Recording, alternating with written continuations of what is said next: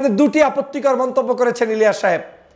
এক, জামাত ইসলামের আমির ডাক্তার শফিক সাহেবের চরিত্র নিয়ে আপনি প্রশ্ন তুলেছেন। একেবারে বলা বাহুল্য, একেবারে বাচ্চা সুলভের চাইতেও নিকৃষ্টতম মন্তব্য হয়েছে, যেটার কোনো উত্তর দেওয়ার ভাষা আমার কাছে নাই এবং আমি দিতে পারবো না। ইলিয়াস সাহেব, আপনি কি ভাষা ব্যবহার করেছেন, কার সাথে করেছেন, কোন ব্যক্তির সাথে করেছেন, অতটুকু ব্যক্তির যোগ্যতার আশেপাশে আপনার আমাদের কারো আছে কিনা সেটা নিয়ে প্রশ্ন আগে তোলা উচিত। আপনি তাকে নিয়ে এরকম প্রশ্ন তুললেন, এটা আমাকে চরমভাবে ব্যথিত করেছে। দ্বিতীয় প্রশ্নটি, আপনি শেখ হাসিনার মতো করেই জামাতকে যুদ্ধাপরাধী বানিয়ে দিলেন, স্বাধীনতা বিরোধী বানিয়ে দিলেন এবং স্বাধীনতা বিরোধী বানিয়েই আপনি ক্ষান্ত হলেন না। আপনি তাকে স্বাধীনতা বিরোধী বানাতে গিয়ে বাংলাদেশ জামাত ইসলামের বিভিন্ন সময়ের অ্যাক্টিভিটিসকে অস্বীকার করে আপনি তাদের এই নেতাকর্মীর সাথে, বিএনপি এবং অন্য মানুষদের সাথে অনৈক্য তৈরিতে কথা বলা শুরু করলেন। আমার কাছে এই তিনটে জিনিসের কেন জানি লিঙ্ক আপ মনে হচ্ছে। আওয়ামী লীগের সময়ের যুদ্ধাপরাধের তথ্য, ঠিক 5 তারিখের পরে আবার হারুন পাপিয়াদের কণ্ঠে যুদ্ধাপরাধের তথ্য, আবার একই আপনাদের মুখে, ইলিয়াস সাহেবের মুখে এই যুদ্ধাপরাধীর ট্যাগ নতুন করে আনা এবং সামনে আরো কিছু মানুষ হয়তো ইউটিউবাররা এগুলো নতুন করে আনবেন, এটাকে আমার লিঙ্ক আপ মনে হচ্ছে। আমার কাছে মনে হচ্ছে এই তিনটেই মহাপরিকল্পনার অংশ। একটা 13 সালে ঘটানো হয়ে গিয়েছে, আরেকটা 5 তারিখের পরে বিএনপির 2-1 নেতার মাধ্যমে ঘটানো হচ্ছে, আরেকটা আপনাদের মাধ্যমে বলিয়ে জাতির কাছে এস্টাবলিশ করা হচ্ছে যে বাংলাদেশে যুদ্ধাপরাধী বলতে জামাত, দেশ বিরোধী বলতে জামাত এবং জামাতই সবচেয়ে খারাপ লোক এবং শফিক সাহেবের কারণে তার মাথার উপরে কাঁঠালটা ভেঙে তারপরে এই ষড়যন্ত্রে নেমেছেন। এটা আমার কাছে আজকের স্পষ্ট হচ্ছে। আমি আপনাকে একটু তাকবীর দিয়ে দিলাম, আপনি লাভ দিয়ে আমাকে এত ভালোবাসা শুরু করলেন। আপনি যেই দল করেন ওই দলের আমিরের চাইতেও আপনি আমাকে ভালোবাসা শুরু করে দিলেন। এটাই আপনাদের পতনের মূল কারণ, যে আপনি যেই দল করেন, যেই সংগঠন করেন, সেই সংগঠনের একজন আমির পর্যন্ত আপনার কাছে একজন বেনামাজির কাছের চাইতে অপ্রিয় হয়ে যাচ্ছে। একজন ইমানদার ছাড়া, যে মুসলমানই না, তার কাছের চাইতে আপনার কাছে ওই আমির অপ্রিয় হয়ে যাচ্ছে। আপনি এখন বিশ্বাস করা শুরু করেন ওই রাস্তাঘাট থেকে উঠে আসা কিছু মানুষদেরকে, তাদের বক্তব্য শুনে শুনে আপনি এমন একটা পর্যায়ে গিয়ে পৌঁছেছেন, এখন আপনার ইমান নিয়েই টানাটানি বাজছে। জনাব ইলিয়াস সাহেব কর্তৃক জামাত আমির ডাক্তার শফিকুর রহমান সাহেব সম্পর্কে ধৃষ্টতাপূর্ণ, মিথ্যা, বানোয়াট, বিভ্রান্তকর তথ্য প্রচার করায় তীব্র নিন্দা জানাই। আমি এজন্যই তীব্র নিন্দা জানিয়ে বক্তব্য শুরু করতে চাই। সেটা হচ্ছে, বাংলাদেশের রাজনীতিতে জামাত ইসলাম, বিএনপি, চরমোনাই, অন্যান্য যে কোনো রাজনৈতিক দল, তারা সবাই ফ্যাসিবাদী আওয়ামী লীগের সময়ে জুলুম, নির্যাতন, অত্যাচারের মধ্যেই ছিল। সবচাইতে বেশি যদি জুলুম শিকার হয়ে থাকে এই দেশের কোনো দুটি দল, তার মধ্যে বিএনপি এবং জামাত ইসলাম। কোনো অংশে জামাত ইসলাম জুলুমের শিকার বেশি, কোনো অংশে বিএনপির নেতাকর্মীরা জুলুমের শিকার বেশি। জামাত কী কারণে জুলুমের শিকার হয়েছে? 13 সাল থেকে জামাতকে টার্গেট করে জামাতের কেন্দ্রীয় সকল নেতৃবৃন্দদেরকে শেখ হাসিনা এবং পার্শ্ববর্তী দেশ ভারতের স্পেশাল মদতে এবং নির্দেশনায় সম্পূর্ণ অন্যায়ভাবে তাদের নেতাদের সবাইকে ফাঁসি দেওয়া হয়েছে। 11 জনের মতো সিনিয়র মানুষদেরকে তারা এখন পর্যন্ত কাউকে ফাঁসির কাস্টে ঝুলিয়েছে, কাউকে জেলের মধ্যে ইনজেকশন পুশ করে হত্যা করেছে। এবং একই উপায়ে বিএনপির চেয়ারপারসন দেশনেত্রী বেগম খালেদা জিয়াকে জুলুম করেছে, অত্যাচার করেছে, হত্যা করতে চেয়েছে, বয়োবৃদ্ধ হয়েছে। সেটা জেনেও অট্টহাসিতে শেখ হাসিনা মত্ত ছিলেন যে তার চিকিৎসার কি দরকার, তিনি তো যে কোনো সময় মারা যেতে পারেন। এই ধরনের মন্তব্য করে এই দলের চেয়ারপারসনকে অপমান করেছে, অপদস্থ করেছে, বিনা চিকিৎসায় অস্বাস্থ্যকর পরিবেশে জেলের মধ্যে বন্দি রেখেছে, সর্বশেষ গৃহবন্দী রেখেছে। একই উপায়ে লক্ষ লক্ষ নেতাকর্মীদের বিরুদ্ধেও মামলা দিয়েছে।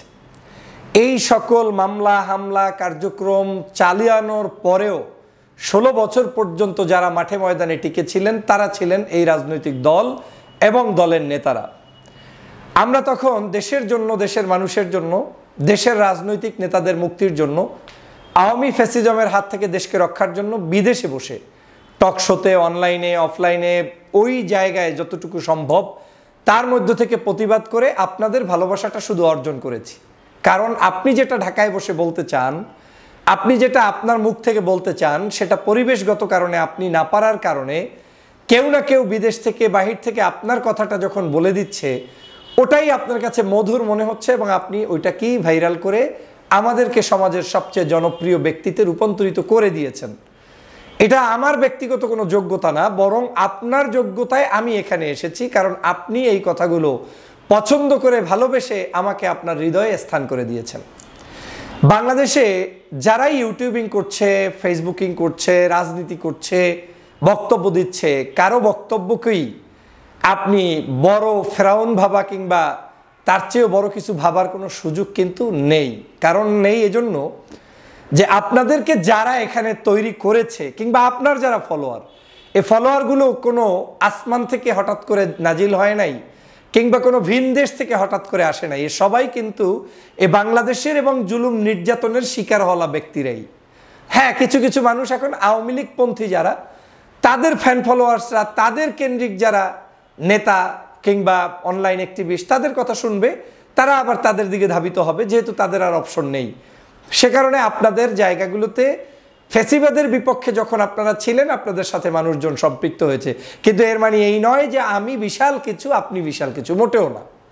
আমরা বিশালতার জায়গাটায় অবদান রেখেছি বিদায় জনতা আমাদের পাশে ছিল। আজকে খুব দুঃখ লাগছে যখন সন্তোষ শর্মাকে নিয়ে আলোচনা হচ্ছে, এই সন্তোষ শর্মার বিভিন্ন বিষয় নিয়ে বাংলাদেশে পর্যালোচনা হচ্ছে। রাজনীতিতে আলোচনা থাকবে, পর্যালোচনা থাকবে, দোষ ত্রুটির ঊর্ধ্বে কোনো দল না। চরমনার বিরুদ্ধে কেউ দোষ বলবে, জামাতের বিরুদ্ধে কেউ দোষ বলবে, বিএনপির বিরুদ্ধে কেউ বলবে, এটা ভেরি ন্যাচারাল এবং এটা বলবেই। এই রাজনীতিতে কাউকে না কাউকে এটা শুনতেই হবে।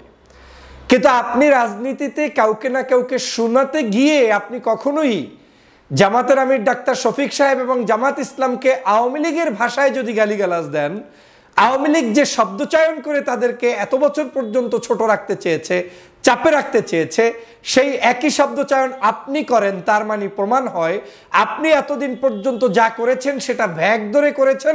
জনসমর্থন হয়ে যাওয়ার পরে আপনি ঠিক একই কাজ আওয়ামী লীগ যেটা করেছে, শেখ হাসিনা যেটা করেছে, সেটা আপনি ইলিয়াস সাহেব আপনার মুখ থেকেও করে আজকের জামাতকে প্রশ্নবিদ্ধ করে দিলেন। তাহলে আপনার পূর্বের দিনের যত অবদান সবকিছুই মনে হবে ফেক এবং সবকিছুই মনে হবে সাজানো গুছানো কোনো একটি দলকে প্রতিপক্ষ কিংবা ক্ষতিগ্রস্ত করার জন্যই করেছেন বলে মনে হচ্ছে। আপনার বিপদের দিনে আমিও ছিলাম। মামলা খেয়েছেন, যাদেরকে নিয়ে কথা হয়েছে, কি চুরি চারামি নিয়ে বিভিন্ন ধরনের অভিযোগ আপনাকে দিয়েছে আপনার প্রতিপক্ষরা, আমি দেশপ্রেমিক হিসাবে আপনার পাশে ছিলাম। আমি প্রতিবাদ করেছি, জীবনে কোনোদিন আপনার সাথে কথাও হয় নাই। আজ বাংলাদেশে ঘুরে বেড়াচ্ছি, যারা আমাকে ভালোবাসে আপনাদের কথা জিজ্ঞেস করলে আপনাদের পক্ষ থেকেও সালাম দিয়ে দেই। জিজ্ঞেস করলে যে ভাই যোগাযোগ আছে, আমি বলি না। বলে কেন? আমি বলছি না, আমি আমার মতো কথা বলি। আমি কারোর সাথে জোট করে কথা বলে জাতির ক্লান্তি লগ্নেও কারো না কারো জোটবদ্ধ হতে গিয়ে আমি দালালি কথা বলতে পারবো না, বিধায় আমি একা থাকার চেষ্টা করি। আজ অবধি পর্যন্ত একা আসছি। তার মানে এই নয় যে আপনাদের কোনো বিপদে আমি নেই। অবশ্যই আপনাদের বিপদ আপদে সবসময় ওয়েল উইশার্স হিসেবে কাজ করেছি, এখনও করছি। পিনাকি দাদার বিরুদ্ধে তার বাড়িঘরে যখন আক্রমণ হলো, আমি পেজে তার পক্ষে অবস্থান নিয়ে স্টেটমেন্ট দিয়েছি। আমার কাছে যেটা সত্য সেটাই থাকা উচিত, যেটা মিথ্যা সেটাই থাকা উচিত না। আপনি ইলিয়াস সাহেব এই সন্তোষ শর্মা নিয়ে আলোচনা করতে গিয়ে আপনি অবশ্যই জামাত ইসলামকে দিক নির্দেশনা দিতেই পারেন যে একটা দল কেন এই লোককে ডাকলো, এই লোকের এই এই কাজ অপরাধ, আগামীতে ডাকতে গেলে এটা কিন্তু জনগণের কাছে তারা প্রশ্নবিদ্ধ হবে। ফাইন। কিন্তু একটি আলোচনাকে কেন্দ্র করে আপনি ঢুকে গেলেন জামাত ইসলামের ওই জায়গায়, ঢুকে গেলেন শফিক সাহেবের ওই জায়গায়, যেটার সাথে বিন্দুমাত্র জনগণের সাথে বিশ্বস্ততা করানোর মতো ন্যূনতম এভিডেন্স আপনি দিতে পারেন নাই। আপনার ভিডিওর 15 মিনিট বা 10 মিনিটের উপরে যতটুকু আপনি কথা বলেছেন, যাই বলেছেন, সেই বক্তব্যের মধ্যে কি এমন এভিডেন্স আপনি দিতে পেরেছেন যে জামাত আমির ডাক্তার শফিক সাহেবকে এমন কিছু শব্দ চয়ন করে সেখানে বিতর্কিত করতে চাইলেন, যেটা আওয়ামী লীগের চরিত্র এবং আওয়ামী লীগ প্রতিনিয়ত এই অপকর্মগুলো করে, সংসদে করে, বাহিরে করে, ভিতরে করে, ঘরে করে, বাহিরে করে, জাহাঙ্গীরনগর বিশ্ববিদ্যালয় করে, ক্যাম্পাসগুলোতে করে, সমস্ত জায়গায় সেই অপরাধ করে। আপনি ডাক্তার শফিক সাহেবকে সেরকম একটি শব্দ চয়ন করে ওই দিকে লিঙ্ক আপ করানোর চেষ্টা কিভাবে পেলেন? কি দুঃসাহস আপনার ভিতরে তৈরি হলো যে আপনি না জেনে, আমিও এমনকি আমার চরম শত্রু, যদি শেখ হাসিনার বিষয়ে আমার কোনো তথ্য না থাকে, সেটা তার ব্যক্তিগত জীবন নিয়ে আমি প্রশ্ন তোলার আগে তার সমস্ত তথ্য আগে জেনে তোলা উচিত।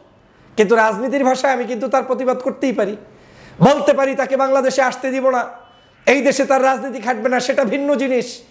কিন্তু আমি কখনোই বলতে পারি না যে তার সাথে কার কোন জায়গায় কি হয়েছে যদি কোনো কিছু আমি তথ্য না পাই। তাহলে ডাক্তার শফিক সাহেব সম্পর্কে আপত্তিকর মন্তব্য করতে একবার দ্বিধাবোধ হলো না?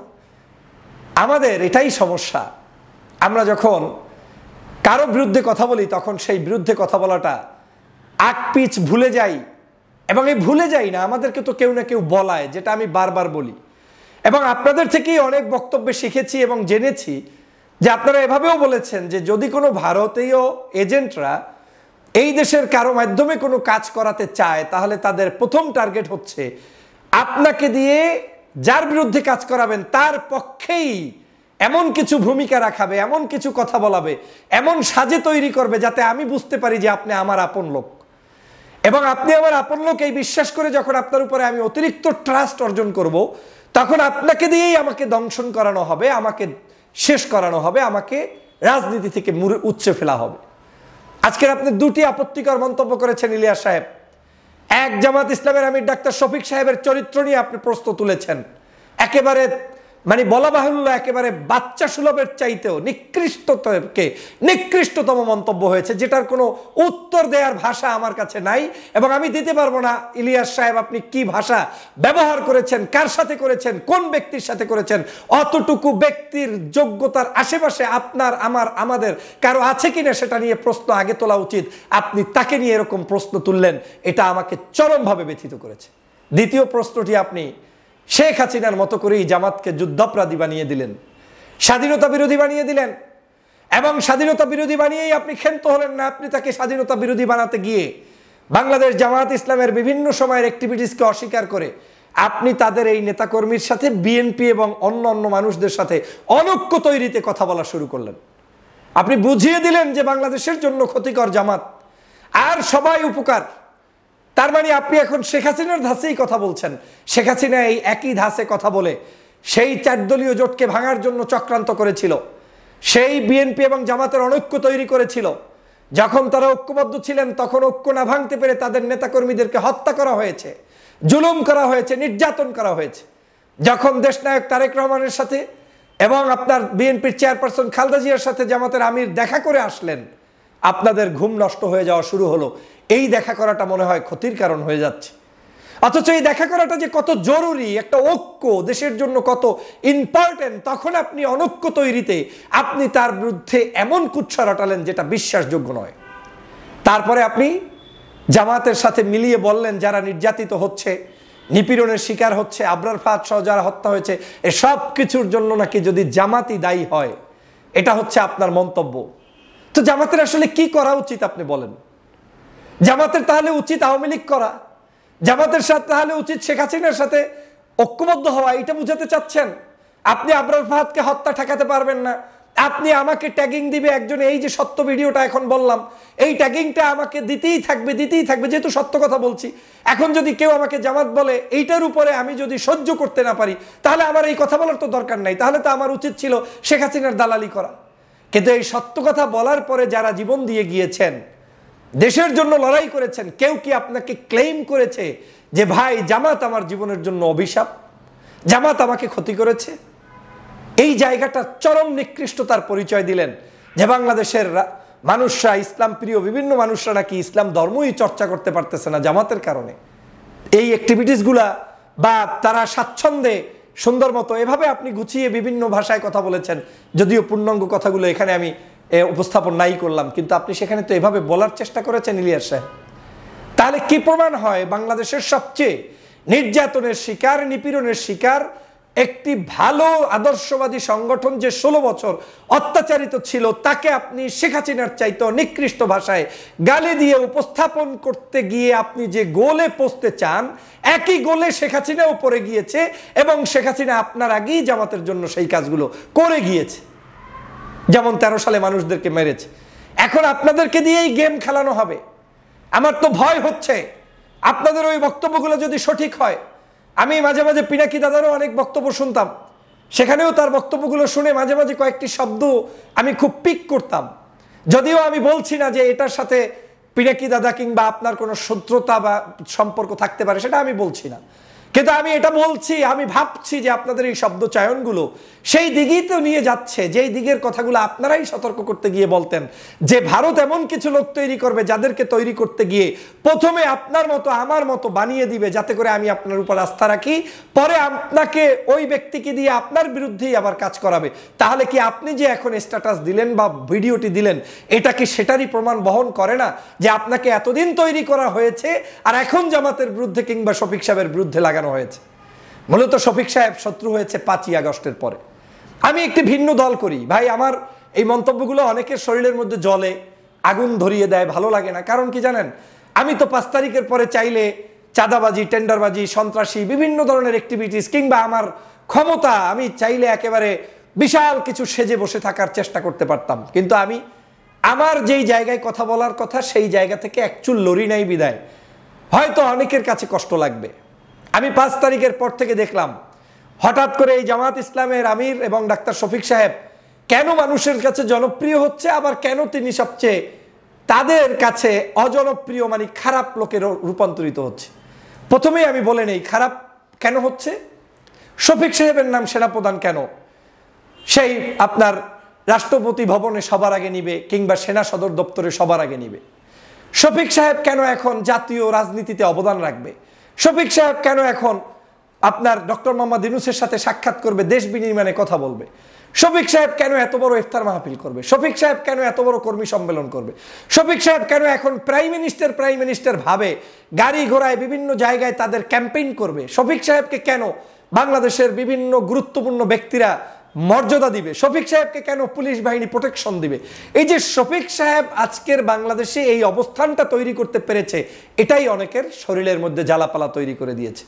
মূলত তারা চায় এই শফিক সাহেব মসজিদে তসবি নিয়ে বসে থাকবে, এতেকাব করবে, মিলাদ পড়বে, আর দোয়া মুনাজাতের মধ্যে সীমাবদ্ধ থেকে বাইতুল মুকাররমের উত্তর ঘটে মাঝে মাঝে এক একটা সভা সমাবেশ করবে, ইসলামী রাজনীতির কাজ শেষ। এতটুকু করলে বাংলাদেশের তিনি হতেন আয়াতুল্লাহ খোমেনি, এতটুকু করলে বাংলাদেশের তিনি হতেন বিখ্যাত বুজুর্গ। কিন্তু তিনি যেহেতু বাংলাদেশের প্রত্যেকটি জায়গায় বিশ্ববিদ্যালয়, কলেজ, ইউনিভার্সিটি, ব্যাংক, বিমা, রাজনীতিতে অবদান রেখে বাংলাদেশের এখন দ্বিতীয় বৃহত্তর দলে রূপান্তরিত করেছে, এখন তিনি সকলের কষ্টের ফোড়া হয়ে রূপান্তরিত হয়েছে। এগুলো বলতে বুঝতে আর সায়েন্স লাগবে না, একেবারে ভেরি সিম্পল। ওরা চায় না যে ইসলামপন্থী দাড়িওয়ালা টুপিওয়ালারা ঐক্যবদ্ধ হোক। এই যে চরমনের পীর সাহেব সহ শফিক সাহেব সহ, শফিক সাহেবের সাক্ষাতের পরেই দেখবেন বড় বড় রাজনৈতিক দলও সাক্ষাৎ করছে। এই যে ডিমান্ড তৈরি হচ্ছে রাজনীতিতে ইসলামপন্থীদের, এই যে ঐক্যের জন্য একে অপরের চেষ্টা চালিয়ে যাচ্ছে। একটা সময় ছিল ঐক্য হওয়ার কোনো রাস্তা ছিল না, এখন ঐক্য হচ্ছে। এই ঐক্য কেন হবে, এটাই এখন সকলের মূল সমস্যার কারণ হিসাবে দেখা দিয়েছে। প্রিয় বন্ধুরা আমার, আজকের সে কারণে আপনাদেরকে কেউ না কেউ, আমি নিশ্চিত করে বলতে পারি কেউ না তো, আপনিই তো বললেন ভিডিওর মধ্যে কারো সাথে কথা হয়েছে, তারা আপনাকে পড়িয়ে দিয়েছে, বুঝিয়ে দিয়েছে, আর সেটাই আপনি ডেলিভারি দিয়ে দিলেন ইউটিউবে বক্তব্যে। একটাবার চিন্তা করেছেন আপনার এই নিকৃষ্ট বক্তব্যের মধ্য দিয়ে আপনি যেমন একটা দলকে শুধুমাত্র নয় সমগ্র জাতিকে আপনি ব্যথিত করেছেন, কোনো সন্দেহ নেই। কিন্তু এর মানে এই নয় যে আপনি সমালোচনা করতে পারবেন না, অবশ্যই পারবেন, কিন্তু সেই সমালোচনাটা হতে হবে ওই পাপিয়া সম্রাটদের মতো হলে হবে না। সেই সমালোচনাটা আপনার ওই যে আপনার এখন বিএনপির 2-1 নেতা আছে আমার দলেরই, সেই প্রিয় নেতা আপনার কি বলে ওই ফজলুর রহমান সাহেবের মতো হলে হবে না। সেই রকম আপনার ওই যে চাঁপাইনবাবগঞ্জের হারুনের মতো পাপিয়ার মতো হলে হবে না। যে আলেমদের বিরুদ্ধে, ইসলামের বিরুদ্ধে, ইসলামিক ধর্মীয় কালচারের বিরুদ্ধে তারা যেভাবে সরাসরি নেমেছে, এমনকি শেখ হাসিনার বিচার কন্টিনিউ করতে চায় হারুন সাহেবরা, এই যে যুদ্ধাপরাধী ইস্যুটা আবার সামনে আনছে, আমার কাছে এই 3টে জিনিসের কেন জানি লিঙ্ক আপ মনে হচ্ছে। আওয়ামী লীগের সময়ের যুদ্ধাপরাধের তথ্য, ঠিক 5 তারিখের পরে আবার হারুন পাপিয়াদের কণ্ঠে যুদ্ধাপরাধের তথ্য, আবার একই আপনাদের মুখে ইলিয়াস সাহেবের মুখে এই যুদ্ধাপরাধীর ট্যাগ নতুন করে আনা, এবং সামনে আরো কিছু মানুষ হয়তো ইউটিউবাররা এগুলো নতুন করে আনবেন, এটাকে আমার লিঙ্ক আপ মনে হচ্ছে। আমার কাছে মনে হচ্ছে এই 3টাই মহাপরিকল্পনার অংশ। একটা 13 সালে ঘটানো হয়ে গিয়েছে, আরেকটা 5 তারিখের পরে বিএনপির 2-1 নেতার মাধ্যমে ঘটানো হচ্ছে, আরেকটা আপনাদের মাধ্যমে বলিয়ে জাতির কাছে এস্টাবলিশ করা হচ্ছে যে বাংলাদেশের যুদ্ধাপরাধী বলতে জামাত, দেশবিরোধী বলতে জামাত, এবং জামাতই সবচেয়ে খারাপ লোক, এবং শফিক সাহেবের কারণে তার মাথার উপরে কাঁঠালটা ভেঙে তারপরে এই ষড়যন্ত্রে নেমেছেন। এটা আমার কাছে আজকের স্পষ্ট হচ্ছে। আপনারা নিশ্চিত যে এই কাজটি একটা মহাপরিকল্পনার অংশ হিসেবে করেছেন। আমি সে কারণে দলীয় ব্যক্তিদেরকে সবসময় বলতাম, ওই যে বিভিন্ন ভাঙচুর আক্রমণ ওই সময়গুলোতেও বোঝানোর চেষ্টা করতাম কৌশলে, যে রাজনীতিবিদরা যখন কোনো ঘোষণা দিবে তার আগে আপনারা আমাদের আরেকজনের কথায় নাচানাচি করবেন না। রাজনৈতিক ভাষা আর ব্যক্তিগত বক্তব্য এক হয় না। রাজনীতি যারা করে তারা বিভিন্ন সমীকরণ নিয়ে রাজনীতি করে, আর ব্যক্তিগত কথা যারা বলে তারা ব্যক্তিগতভাবে যা ইচ্ছে তাই বলতে পারে। কেন বলতাম? বাংলাদেশের প্রেক্ষাপটে আমার কাছে মনে হয়েছিল বিভিন্ন জায়গা থেকে ষড়যন্ত্র হচ্ছে, কিন্তু আমাদের সহজ সরল মুসলমানরা এটা বোঝে না। আমি আপনাকে একটু তাকবীর দিয়ে দিলাম, আপনি লাভ দিয়ে আমাকে এত ভালোবাসা শুরু করলেন। আপনি যেই দল করেন ওই দলের আমিরের চাইতেও আপনি আমাকে ভালোবাসা শুরু করে দিলেন। এটাই আপনাদের পতনের মূল কারণ, যে আপনি যেই দল করেন, যেই সংগঠন করেন, সেই সংগঠনের একজন আমির পর্যন্ত আপনার কাছে একজন বেনামাজির কাছের চাইতে অপ্রিয় হয়ে যাচ্ছে। একজন ইমানদার ছাড়া, যে মুসলমানই না, তার কাছের চাইতে আপনার কাছে ওই আমির অপ্রিয় হয়ে যাচ্ছে। আপনি এখন বিশ্বাস করা শুরু করেন ওই রাস্তাঘাট থেকে উঠে আসা কিছু মানুষদেরকে, তাদের বক্তব্য শুনে শুনে আপনি এমন একটা পর্যায়ে গিয়ে পৌঁছেছেন, এখন আপনার ইমান নিয়েই টানাটানি বাজছে। আপনি এখন কার প্রতি রক্ষা করবেন? দুইটা সহজ প্রশ্ন। আপনার সামনে আপনার দলের আমির কিংবা চেয়ারম্যান দাঁড়িয়ে আছে, ওনার চরিত্র আপনার কাছে কেমন মনে হয়? সেইটা সত্য, নাকি আপনার কাছে ইলিয়াস সাহেব যেটা ভিডিওতে বলে দিয়েছেন সেইটা সত্য? যদি এই দুইটার মধ্যে আপনার কাছে প্রথমটা সত্য মনে হয় তাহলে আপনি সঠিক রাজনীতি করেন, আর দ্বিতীয়টা যদি আপনার মনে হয় তাহলে বুঝতে হবে আপনি রাজনীতি করেন না, আপনি বিস্ফোরা হিসাবে শুধুমাত্র ইউটিউবের ভাষণগুলো শোনার জন্য বসে আছেন, আর কিচ্ছু না। দাড়ি আছে, টুপি আছে, দল করে, নামাজ পড়ে, কালাম করে, দিন রাত দেশের জন্য, মানুষের জন্য, মানবতার জন্য কাজ করে যাচ্ছে, তাকে নিয়ে প্রশ্ন তুলবে সেটা আপনার বিশ্বাসযোগ্য? মানে আপনি সন্দেহ পোষণ করা শুরু করে দিবেন, তার কোনো নির্দেশনা আপনার কাছে ভালো লাগবে না।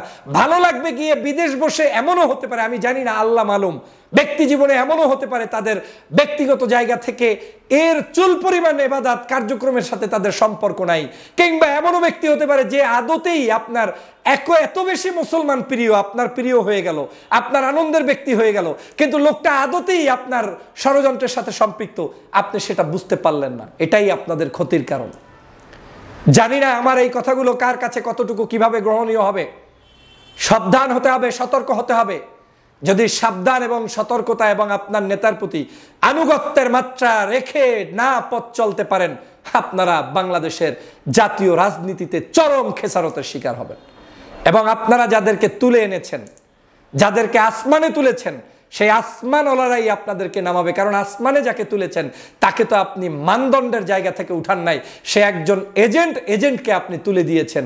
আর এজেন্টদের কাজ এভাবেই হয়, পিছন থেকে এমন কিছু সিস্টেম জারি করা হয় যে আপনি তার প্রেমে পড়বেন, মাশগুল হবেন, সময় মতো আপনাকে বাস দিয়ে চলে যাবে।